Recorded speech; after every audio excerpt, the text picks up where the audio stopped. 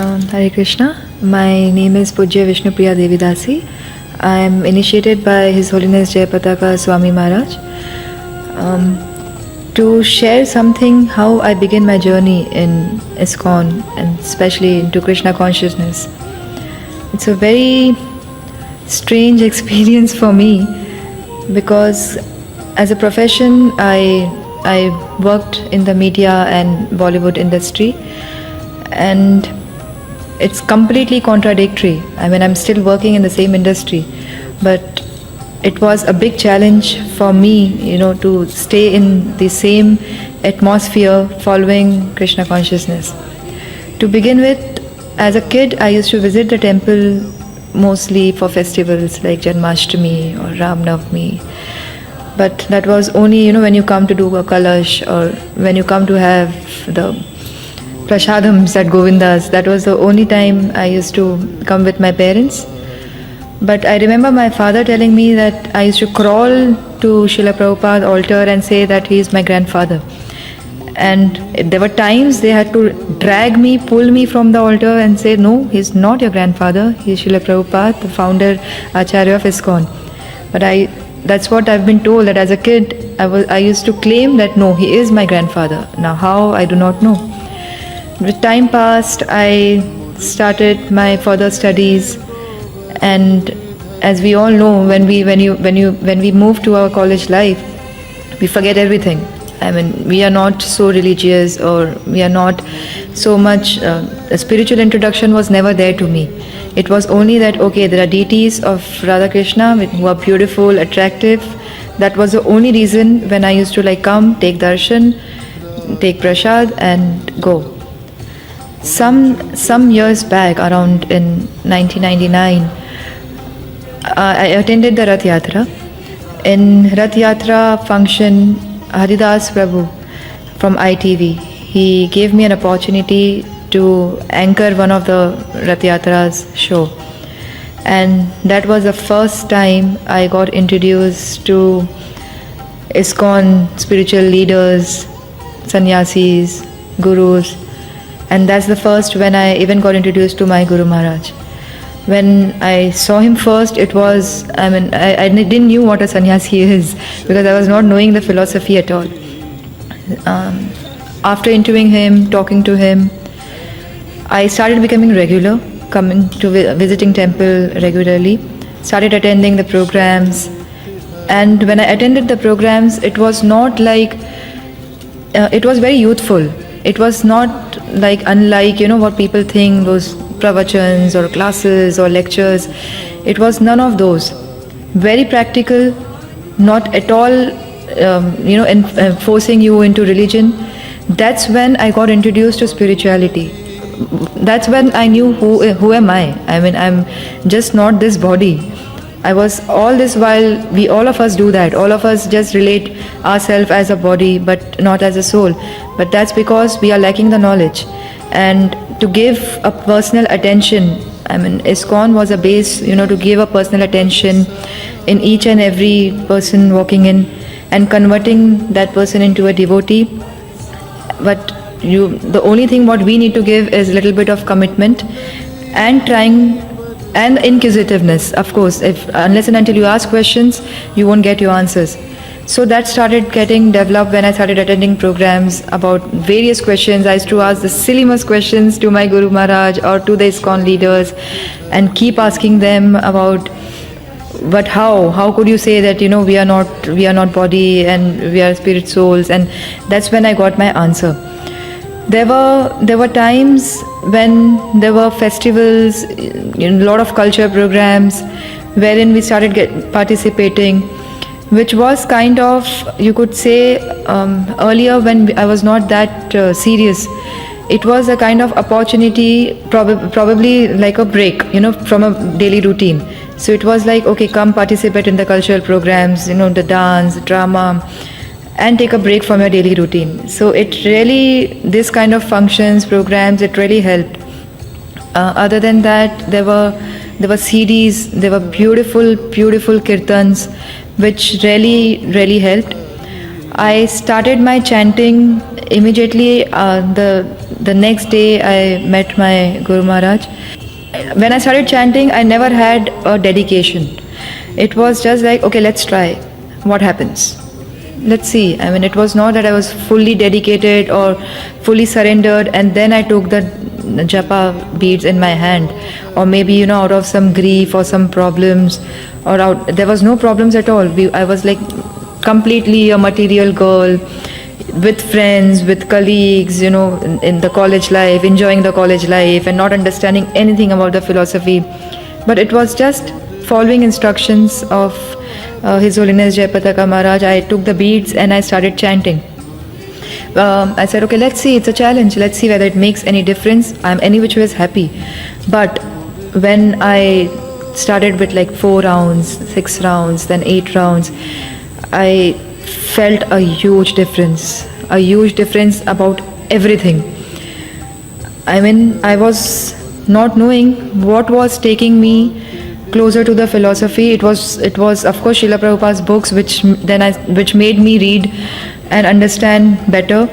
But chanting was something which really helped me, not only in spiritual life but my day-to-day life in my karmic surroundings.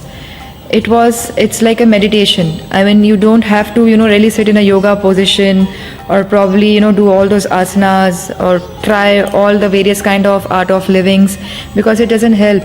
It helps you only for like few hours till the time you are in the surrounding, and once you walk off, you're back to your own stress, you're back to your own life.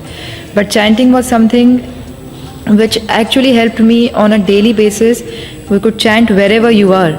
I mean, you don't really need to sit and chant in front of the altar. You can chant whenever, wherever, and that's what really helped me. And this is what something attracted me a lot, that it's not something that I have to attend a class, or I have to sit for hours and hours in front of, in a yoga room or in a meditation room and then chant. It's something which I just have to keep doing always. After I developed, I mean, it was not me who developed, but it was the Naam, it was Krishna's holy name, which played the magic and actually made me taste the nectar of it. I was not knowing how and when and what, but I just went with the flow. Only thing what I gave from my end was commitment and a never give up attitude. This is what was taught by my spiritual master to me, that under any circumstance or under any obstacles, because these obstacles, when it comes, it makes you more strong. So don't give up. I mean, you just have to surrender and just do your duties, what you're supposed to do. After getting tremendous love, care from various devotees, because ISKCON is the only institution where they give a special guidance and a special care in each and every devotee, and each and every person who is also a non-devotee. I mean, when you come here, when you visit the temple, you'll see there are a number of people who would be devotees who will be ready to help you out, who will be ready to teach you, who will be ready to answer the questions and give you bliss. So that's when exactly what happened with me. I knew about the dhams. I never knew what's Vrindavan, I never knew what's Mayapur, I never knew what's Navdeep.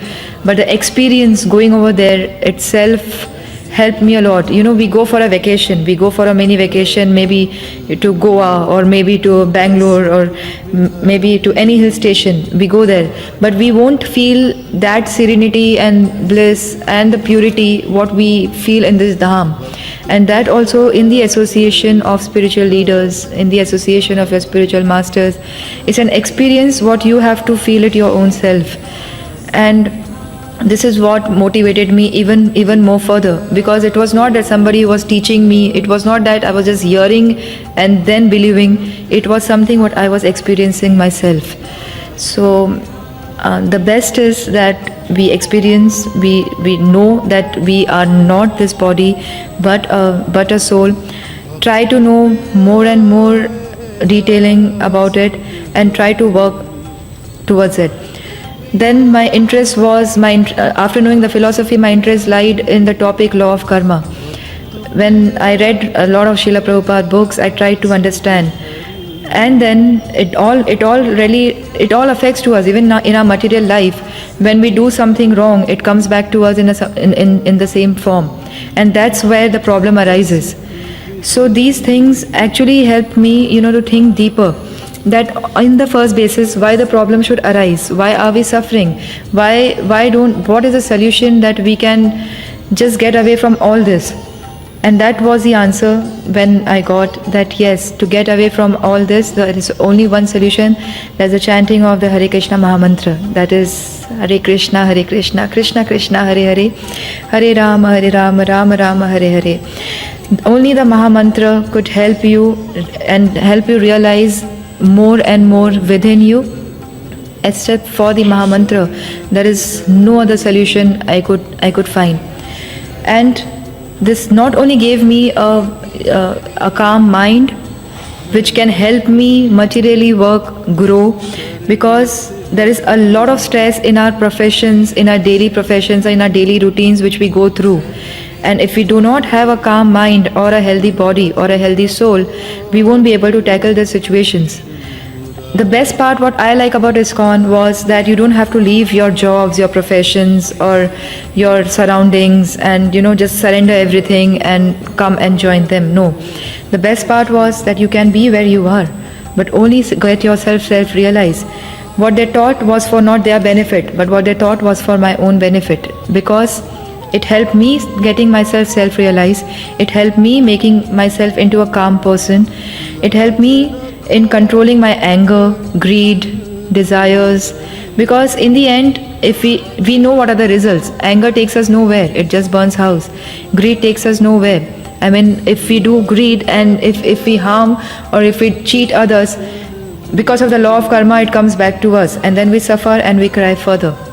So all these things nobody will teach you. It's not taught in any school, it's not taught in any college, it's not taught in your friendly circle. What's taught is only depression, and we are always in a question mark, how do we solve this? So the answers I found here, and those were not just answers in books, but those were the answers which practically after implementing really helped me. So I started getting more deeper. There were wonderful kirtans. There are like groups like Mayapuris. There are groups like they all are like professional singers, but they all are doing service and kirtan about Krishna. And this is what, and it's not like it's not like it right from the bhajans, kirtans to the Syrian music, right to the rock. It has everything. So this was another point, that a youth doesn't have to really. People have these misconceptions that at such a young age, why are you just going to a temple, and why are you into the philosophy? This is not your age. But this is what I want to try and tell everyone, that it's not that this is not your age. We are already very late. I mean, if we get an opportunity now, we are really, really fortunate to self-realize ourselves, because there is a lot of misconceptions told by a lot of our relatives, our friends. Oh, what is wrong with her? I mean, is this her age to to leave everything, to leave the enjoyment? But it's very, very necessary to know what the enjoyment is. I mean, we do a lot of things. We do the parties, we go for recreations. But is that a real enjoyment? That's the enjoyment. We have to invest in the long term. So this is how I calculate it.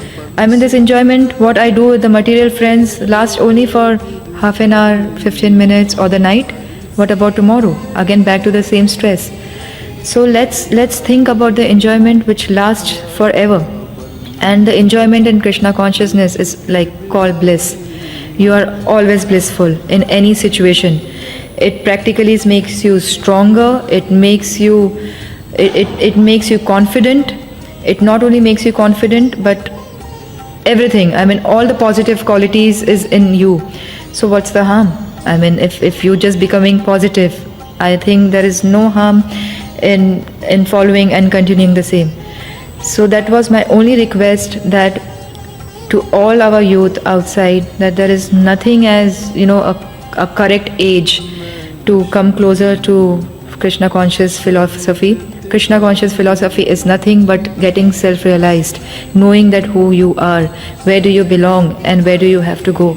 And the way through the nama japa and through chanting, how could you attain that? It will only make you a better person and your surroundings and your atmosphere around. So thank you. Hare Krishna. Chhail Bihari